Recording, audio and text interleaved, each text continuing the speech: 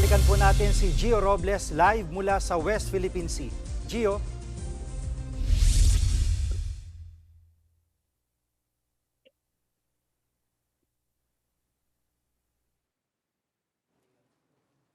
Gio? Yes.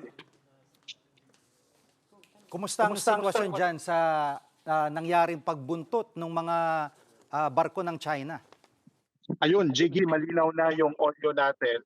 Alam mo, sa ngayon, Jiggy, paninindak lang daw ang pagbuntot ng dalawang China Coast Guard vessel sa barko ng Pilipinas na TS Kapitan Felix Oka habang naglalayag patungong Pag-asa Island. Yan ang iginiit ng atin ito coalition para sa kanilang third civilian mission. Pasado alas 8 kaninang umaga nang una nating maispata ng mga barko ng China sa loob mismo ng ating exclusive economic zone o nasa 40 to 42 nautical miles mula El Nido, Palawan.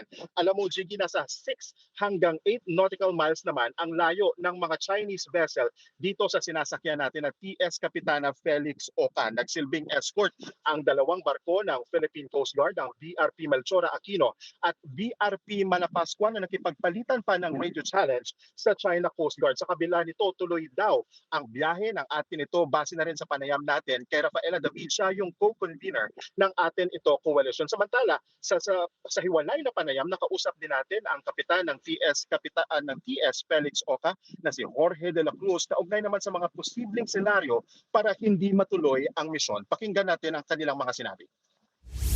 Pagka nagkaroon na ng sign ng mga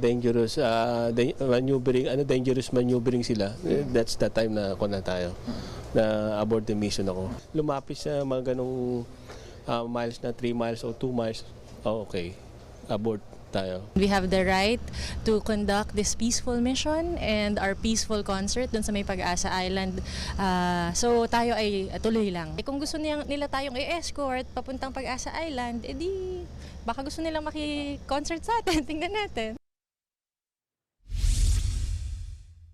Sige, bukas ng umaga, inaasahang makakarating ito nga sinasakyan nating Kapitan Felix Oka malapit sa Pag-asa Island para magdaos nga ng main concert nito. Hindi pa sinabi ng organizers kung saan eksakto dadaong ang barko, pero nasa loob daw ito ng 12 nautical mile territorial waters ng isla. Jiggy, balik sa'yo.